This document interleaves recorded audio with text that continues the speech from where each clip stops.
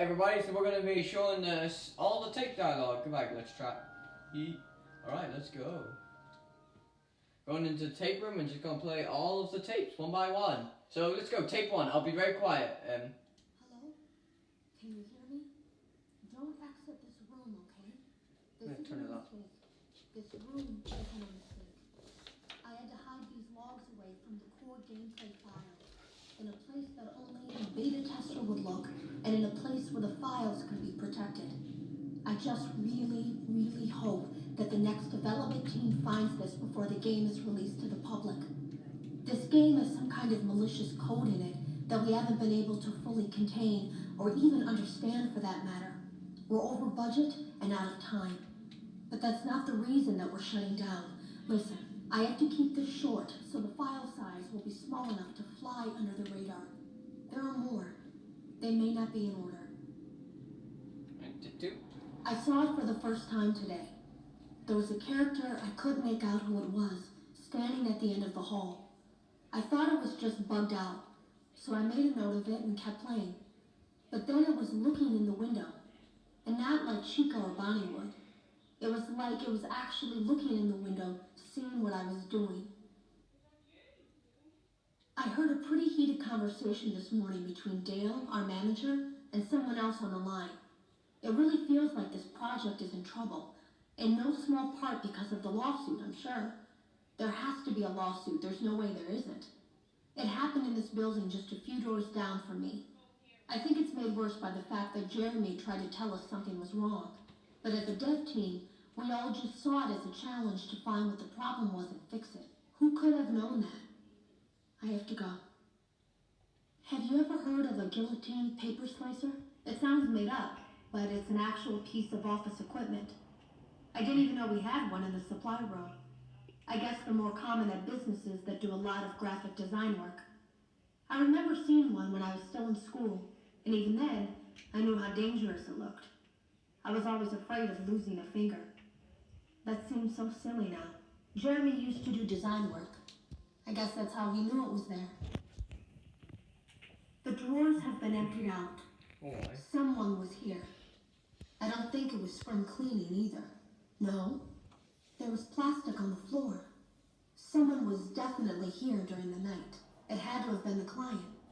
I mean, they sent us that stuff in the first place with no explanation, told us to scan it, said it would expedite the process so we wouldn't need to program any pathfinding ourselves. It was a budget thing, I guess. It was just junk. Circuit boards and things like that. Looked pretty old. Somehow, though, there was usable code on some of it. It seemed to take hold by itself. Things started changing. No way! At least that's what Jeremy said. I came in early that morning. No one else was there. At least that's what I thought. The supply room was lit. I didn't even notice Jeremy standing in the testing room as I walked past. The supply room was so bright, glowing from all the way down the hall. Whoa. Jeremy complained of nightmares when he came in this morning. He wasn't talking about it like someone telling a friend about his dreams, though. He was pale. Looked like he hadn't eaten in days. He spent an hour talking in Dale's office, but it didn't look like he was given much sympathy. When he came out, he went directly back to the testing room. He doesn't even jump anymore. Nothing scares him. He just stands there like he's talking to someone. Sometimes he rocks from side to side. We were told to leave him alone. I knew I was in line to do the testing next. They'd been prepping me for it. I guess they knew that Jeremy would need to be replaced soon. You can always tell when a company is getting ready to fire someone. They start giving out written warnings for silly things, making sure to build a paper trail and make a case for a firing. Things that normally no one would care about suddenly become grave offenses, all worthy of being written and documented. I guess it works two ways, because it also encourages a person to quit rather than be scrutinized so heavily. I think Jeremy was too far gone to consider that option, though. The thing about it is that I don't think they were going to fire him because of anything he was doing wrong. They just knew he'd seen something. They needed to discredit him. There was something that looked like a Halloween mask laying on the floor. I didn't understand. Ink must have spilled. It was only then that I heard a shuffle from the testing room and realized Jeremy must be there. I went back and peered in the window. I couldn't see his face. He had the visor covering his head. He had ink spilled on himself as well. The front of his shirt looked black in the dark room. He turned his head in my direction, but I don't think he knew I was there. I was told I had 3 days to finish Jeremy's work, but I know it's just passing the time. They don't really expect me to do anything. It's just to keep up appearances until the buyout is complete. We have to look like we have things under control. There's another potential development studio that wants to pick up from here, but who knows what kind of lies they're being fed to convince them to do it. Against my better judgment, I'm going to do my best to see what's here, make notes of it, and try to isolate where this thing is hiding.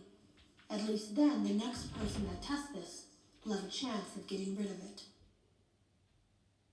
Today was my last day of beta testing, and the anomaly that I've been seeing is nowhere to be found.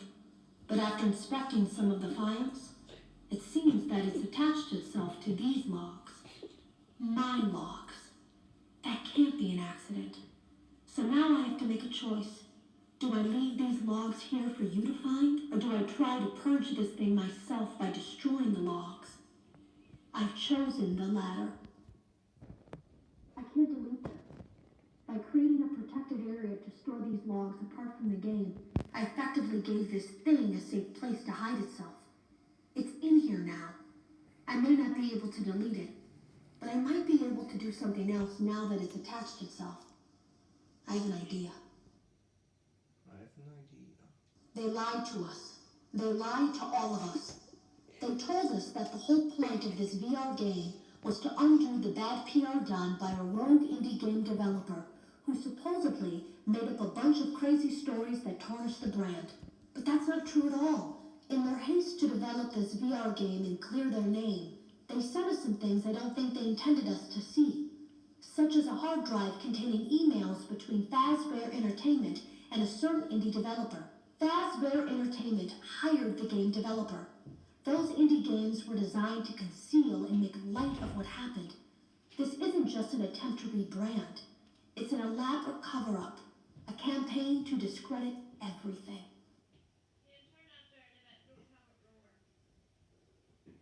I ran a fragmentation program on the area of memory that was storing these logs for you. I effectively broke the files into pieces and broke the anomaly along with it. That means that you won't have my warnings to guide you, but hopefully it also means that this anomaly, this virus, or whatever it is, will remain broken and unable to do more damage. Hello. 2 more. You don't know me. I had created a series of logs for you documenting the troubled development of this VR game that you're now testing, in hopes that you, whoever you are, and whatever team you are with, will abandon development.